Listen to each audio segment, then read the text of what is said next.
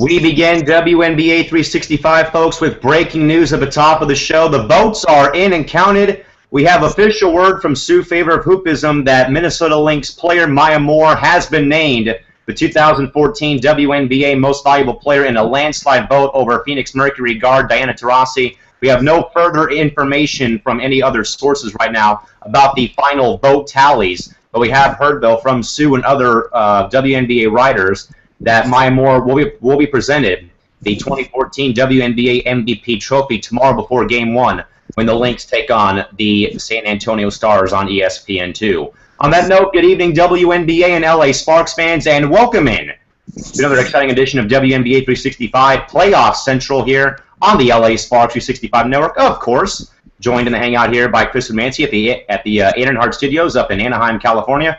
Down with her joining you folks here from Studio 171 in San Diego. Chris, coming on a bit late tonight with some, with that little breaking news headline. We'll get to that again in just a moment here, man. But other than that, how has the day been so far? I know you got some possible exciting news going on. What's going on up there, dude?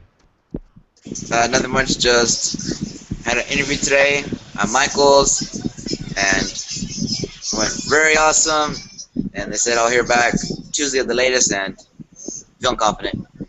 Again, folks, we will get to our opening tip-off breaking news headline here, folks, and at the top of the show about 3 minutes ago. Yeah, the irony about that with it being 3 minutes into the show here. But again, Minnesota Lynx forward Maya Moore has been named the 2014 WNBA Most Valuable Player in a landslide vote over Phoenix Mercury guard Diana Taurasi. Now, again, folks, this was broken at about 9:15 while I was stuck in a meeting, and I got the notification on Twitter by a few people that were talking about the situation. Now, what we have gathered here from Sue Favor and a few other sources that are close with the WNBA or the Lynx, that Maya Moore again was named the 2014 WNBA Most Valuable Player. Try not to act shocked, anybody, as it has actually been confirmed by Sue Favor and YahooSports.com. Now, a quick staggering stat here, folks, and this is the reason why I think that Maya Moore, for a few reasons, was named MVP. She was the only player in the entire league to score double-digit points in every game of the 2014 season. Now, Chris, there was a few fans that thought that Maya Moore was snubbed last season when they felt that Candace Parker was unworthy,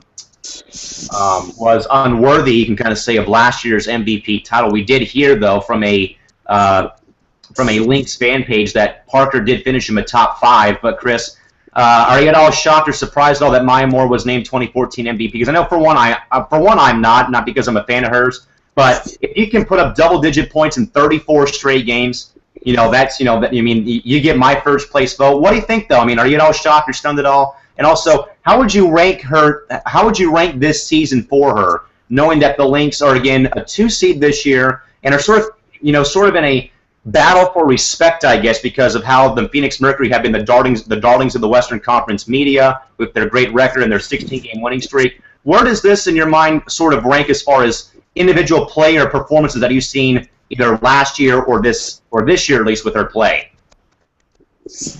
I think she was very awesome this season. Like you said, putting up those double-digit points, going off really crazy in the first few weeks in the season, and just like Shoni Schimmel did with Atlanta, and she just went off and just hands down MVP. Yeah, Chris. I mean, it would take. In my view, it would take a fortune for someone to pry that trophy out of Candace Parker's hands.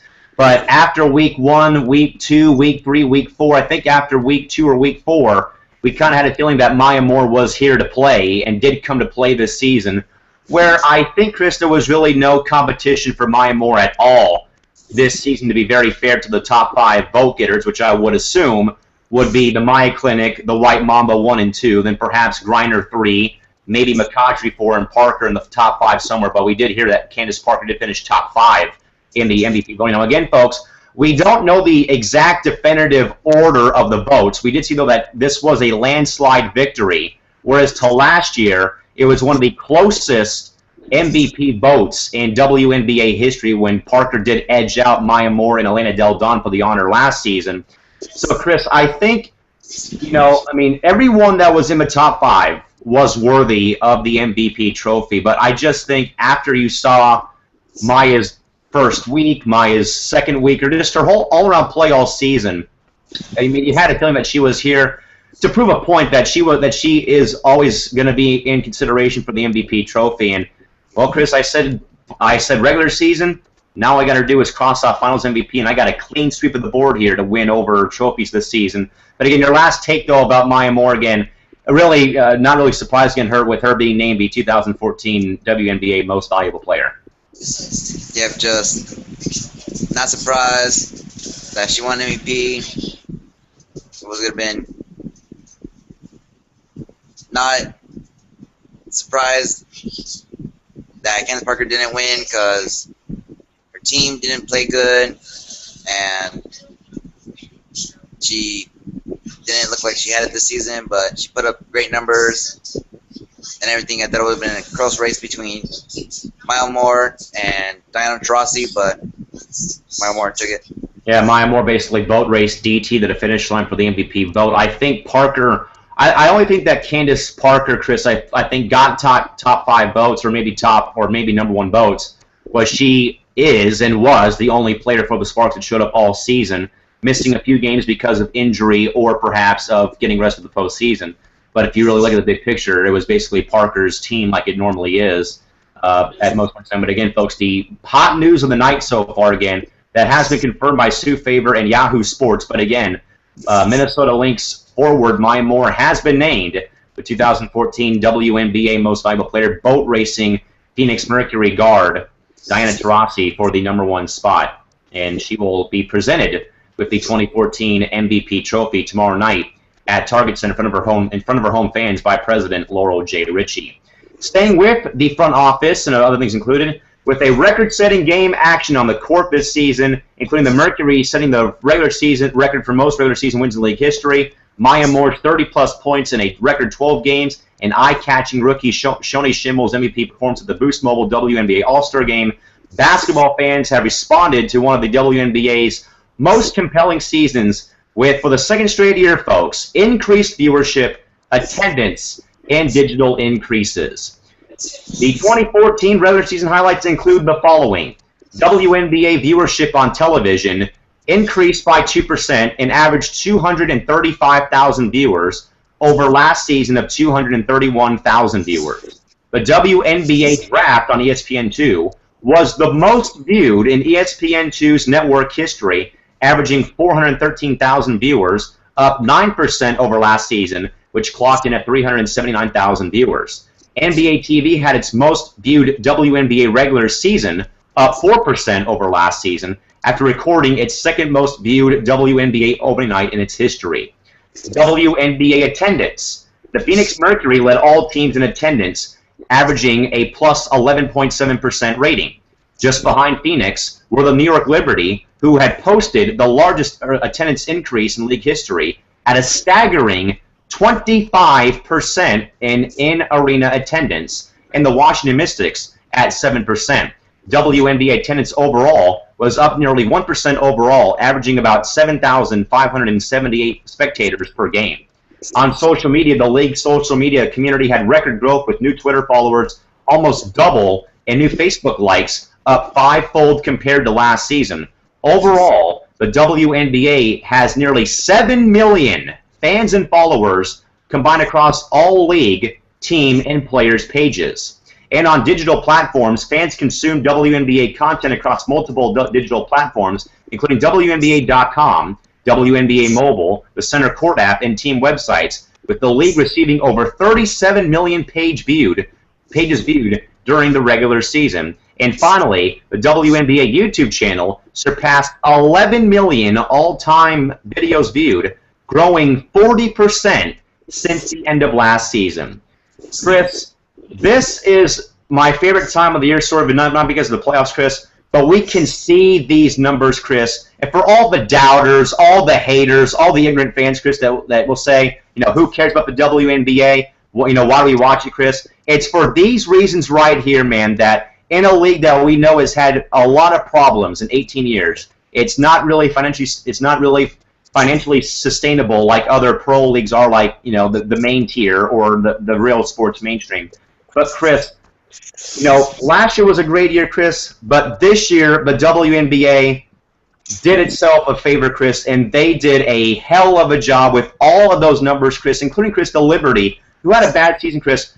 Their attendance, man, went up 25% this 2014 season. And, Chris, even better, I mean, of course, social media, Chris, is going to go across. But, Chris, this is a staggering number here, the staggering number, the WNBA having over 7 million people either following their teams or players or the league on Twitter and all the likes across Facebook.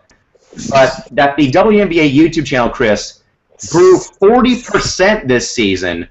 This, Chris, all these numbers here, all these numbers that I really don't like, messing with a lot, Chris, all these numbers tell me two things. Or at least, Chris, tell me one thing. The future is bright. Now, Chris, what do?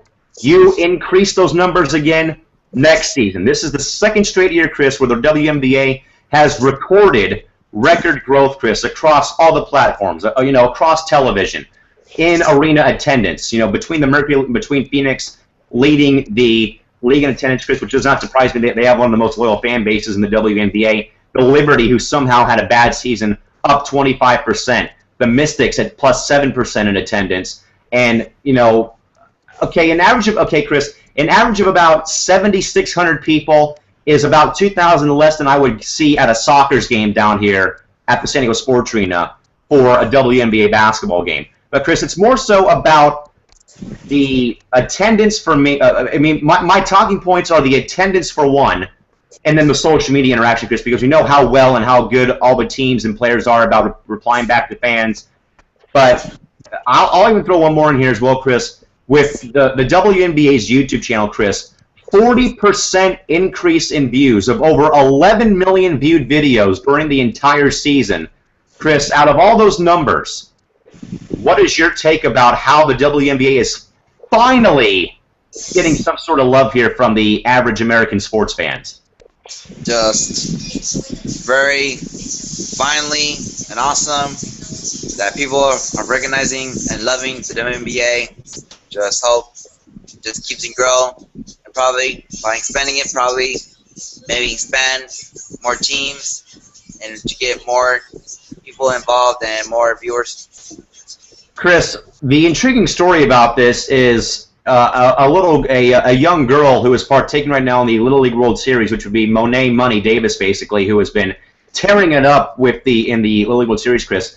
It's assuring to me, though, that she has told a few people that she wants to go pro and she is going to play in the WNBA. So that'll be a talking point, Chris, maybe 8 years from now when we see her drafted in the 2021 or 22 draft, because, there is no other pro league, Chris, for any female athletes to go to other than the WNBA, or they can go play soccer, or they can go be an MMA fighter or a boxer. But there's no other pro leagues, Chris, but this league here, man. And there's so many different avenues you can go, Chris, but again, all of these numbers are what I want to shove in front of people's faces that consistently hate on the WNBA, say it's a bunch of trash and garbage. For one deal, at one point, Chris, other sports were like this, where they didn't have a lot of viewership, Chris. I'll throw, and Chris, the one sport I can really connect this to, or two sports I can connect the WNBA to, Chris, that has struggled a lot in the U.S. itself, has been the NHL and Major League Soccer. For one, we're not going to embrace soccer here because, we think it's too boring to sit on the couch or go to a game and wait 90 minutes for someone to score 1 goal, 2 goals, or in tonight's case with the Galaxy, scoring 7 combined goals and the Galaxy winning in the 80th minute thanks to Mr. Landon Donovan.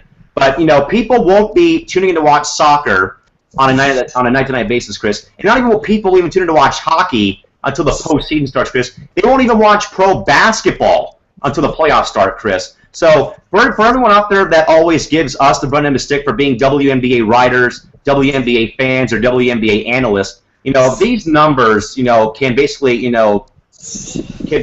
speak volumes for a league that no one out there has given any sort of love, attention, or credit to, Chris, the league was, the league has been, and still is a doormat in my view for a lot of people. But Chris, last season, this season, okay, 2 years don't make up for the last, 16 years of the league, Chris, but 2 solid years here with what we had last season with Elena and BG and Diggins, and this year you had Shoney and Shanae Agumake and Elisa Thomas and Sims come in, and we've had, and Chris, we've had a lot of record shattering. We had, the most consecutive 30-point game, most consecutive 30-plus point games played. Another All-Star game point record was broken. The Mercury, with the most regular season wins in league history, coming too short of time to Sparks for the longest winning streak overall. So, Chris, it's assuring to me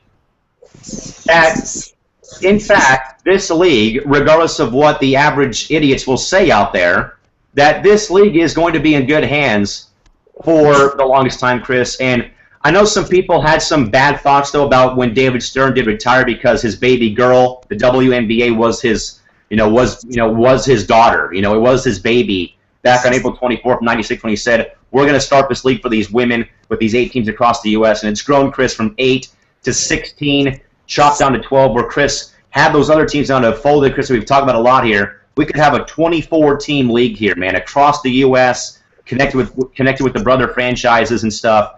And, the past years, Chris, are great.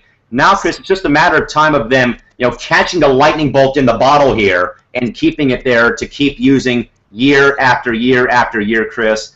And, the numbers can only keep going up. And, Chris, I honestly think, though, that, with how much it's being embraced or how it's been embraced in Los Angeles, in Phoenix, and in New York for 18 years, Chris. And you have all these other teams, like Connecticut and Tulsa, in Minnesota. Their fan base is alive and well again after many bad years with the Lynx, Chris. The Storm have always been there. The Fever's always been there. So, Chris, it's good to know, man, that with these numbers that we have in front of us, or that I have in front of me here on my screen that I've kind of flipped back and forth from, that people out there, like me, like you, my dad for one game, a kid and his dad one game out of the blue that wanted to go to a game with me, that average people, Chris, whether they like the league or not, or whether they know people in the league or not, that they are finally kind of doing this for once in the WNBA, hugging it, kissing it, and watching the product a little bit, Chris. And, I know that we wear our gear with pride of, our Sparks attire across Anaheim, San Diego, or if wherever up at Staples Center. But, Chris, to know about these numbers, man, what is your gut feeling, though, about the postseason viewership and about next season, too, when we get there, which I wish it was like tomorrow because I can't wait for 2015 to get here so I can go to more games. But what do you think, though, about the 2014 regular season in regards to all the numbers we talked about?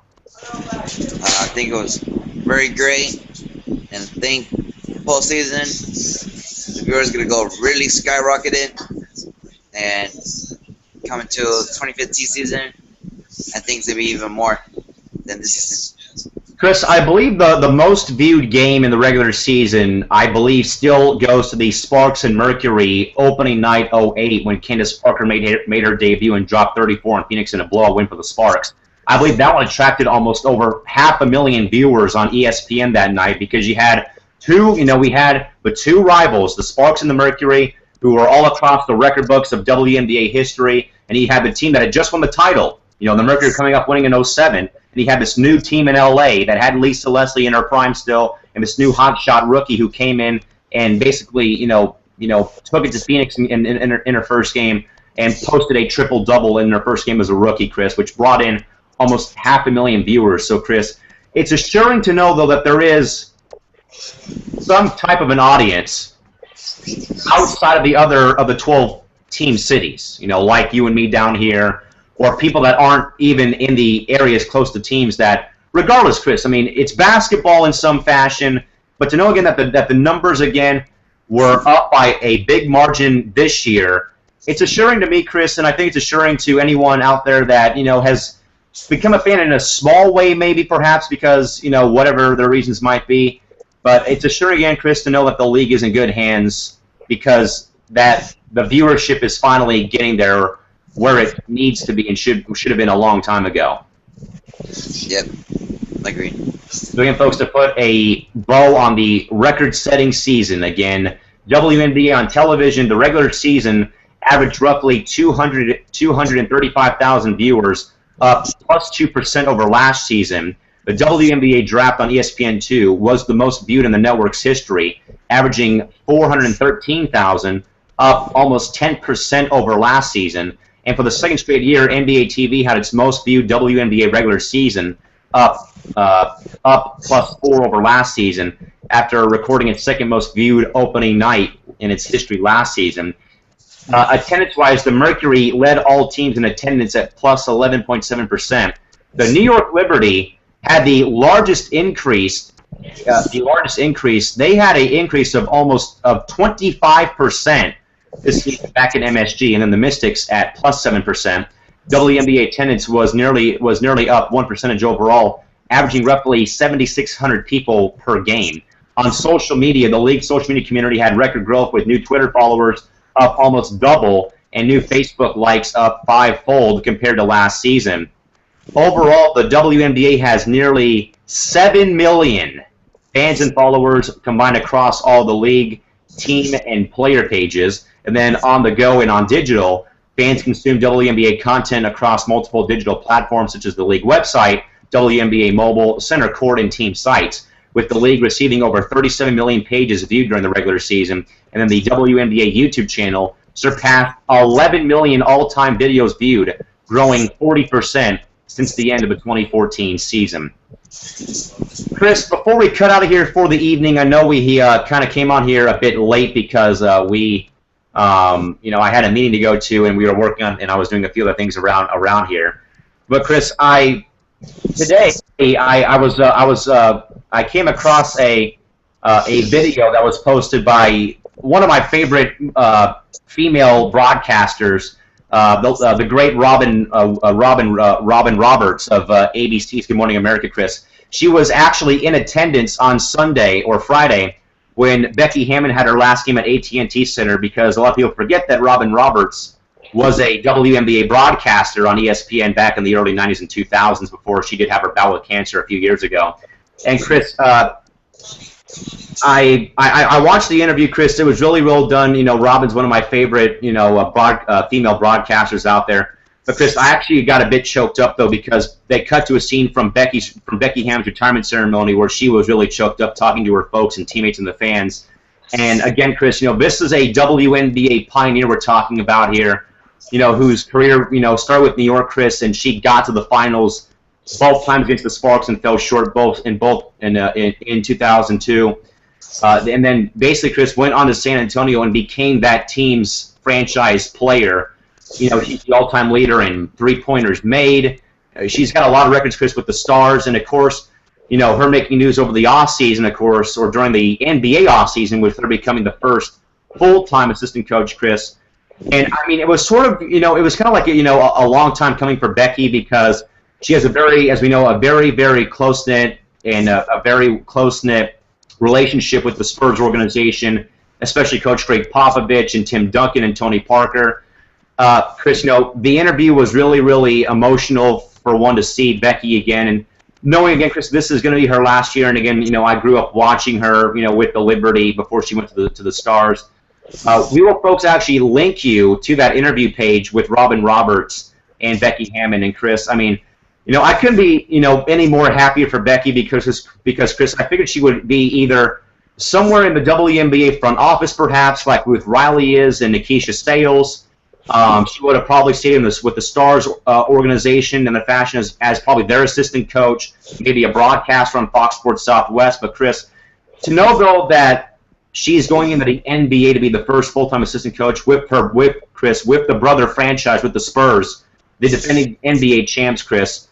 I mean, your thoughts about Becky's career, and also, is this, Chris, finally a stepping stone here that we will see more and more females working in male-dominated sports like baseball, in the NBA, in football, and hockey, and soccer sometime very soon like this? I mean, Chris, I'm not talking about, like behind the scenes. I'm talking like actual basketball, like actual team operations, like a GM, president, or even an owner, perhaps, Chris, would you ever, I mean, is this sort of like a positive point, Chris, that this is giving women hope for the future, that they can achieve their dreams, either playing sports or, Chris, getting a job in the front office or as a coach in a male-dominated sport sometime soon in the very near future? I think it probably is, with Becky Hammond being an assistant coach for the San Antonio Spurs. I think it's going to be a stepping stone to get female athletes or people to know they could join. Yeah, I mean, Robin Roberts, Chris, even asked her flat out about, are you at all concerned about sexual harassment? Because, Chris, there's been a few instances in the NFL where a few female sports writers have been harassed by players of respective teams for either what they're wearing or because they're female. Chris, you know what Becky said? She's basically said, screw it. I seriously doubt, and it's not even in my mind that this would occur out of it. Now, I know, Chris, that some people, either they were skeptical or they're just ignorant about the WNBA, I mean, Chris, and naturally, though, man, this is something, though, Chris, that has to kind of be brought up, though, in a small fashion, when you do have, though, females going into male locker rooms, though, you have to be a bit concerned, though, about her safety and security. But, Chris, personally, I wouldn't see Tony Parker, Tim Duncan, or Coach Pop doing that, Chris, because, I mean, I'm not saying that because they know her very well from her playing days, but and everything else, Chris. But I seriously, Chris, would doubt, though, that for one, though, I mean, if they do it, Chris, they could be probably off the team because you're messing with the coaching staff here, with Becky Hammond being on that. I mean, regardless if she has head coach or assistant coach, messing with the coach staff, Chris, I mean, get the hell out of here, Chris. Chris, are you at all, though, concerned, though, that perhaps, though, in the future, though, that perhaps in a small fashion that maybe there might be some small runs, perhaps, though, with either sexual harassment lawsuits or something involving that, though, knowing, though, about females going into male locker rooms, though. I mean, it's happened with writers, Chris. I mean, I'm talking more so, like a coach or whatever. But your thoughts, though, about possible harassment, though, I think by any players, though, about Becky Hammond, perhaps, because I really don't see it happening. What about you? I don't see it happening, but maybe happening, but.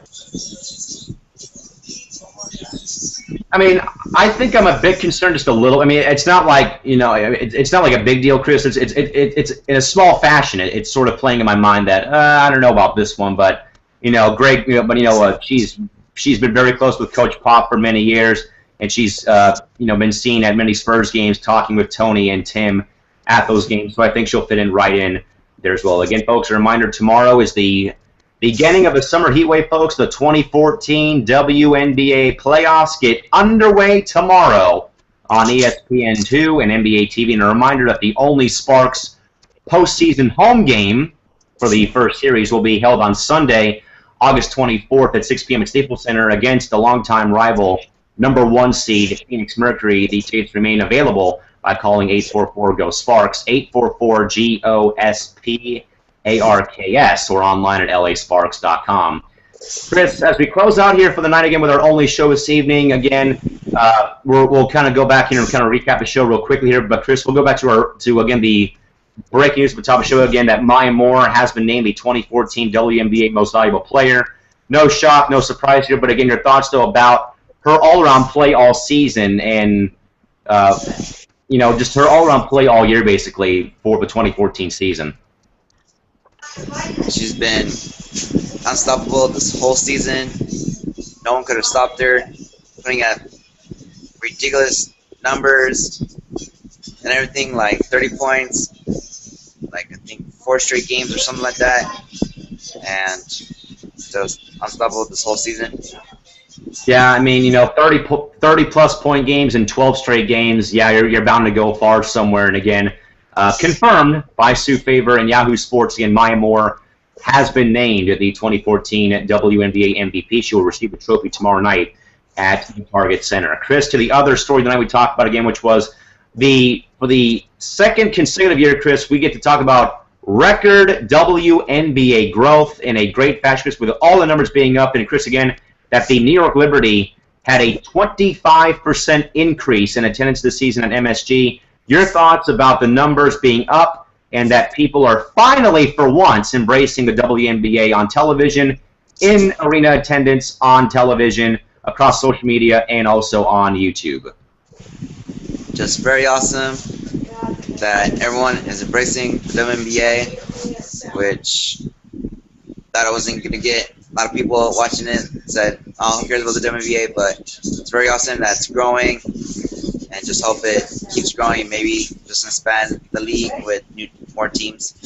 I think the expansion will come at a later time and date, perhaps in the next few years, perhaps, if the league continues to have this great growth. And Chris, real quick here again, we know again, folks, we will, by the way, folks, again, send you that link to Robin Roberts' interview with Becky Hammon about her being named to the Spurs coaching staff. But again, Chris, your thoughts, though, again, about Becky going to the Spurs, and again, any small thought, though, here about again, I know it's not that big of a deal, Chris, but again, you know, it is a female coach in a male sport. Your thoughts about Hammon going to the Spurs as their assistant coach, and your possible thoughts here about any small run-ins here, perhaps of sexual harassment. Just very cool to see Becky Hammon going to assistant coach for the San Antonio Spurs, and don't even know. My gut feeling probably a little bit sexual harassment, but don't know. And I can't wait when I have to do, and I can't wait to make my first demo tape when I have to announce the Spurs lineup for school, and I get to say assistant coach is Becky Hammon. I'll have a big smile on my face when I say that during the NBA season. But folks, that will wrap up tonight's edition, folks, of WNBA 365. We will have more tomorrow, because tomorrow we begin the summer heat wave. The 2014 WNBA playoffs get underway. Tomorrow we'll have plenty of plenty of recaps of tomorrow's first games in the WNBA playoffs tomorrow. Back here when the last game goes final, we'll come on here at about 9 or 10 o'clock. But until tomorrow night, folks, have a safe night. Drive home safely. Thank you all for coming and viewing, and good night now. This has been the LA Sparks 365 Network. We are Sparks, we are LA, and we are the WNBA. For Chris and Manchi, I'm Cal McClure saying so long and goodbye. Bye-bye.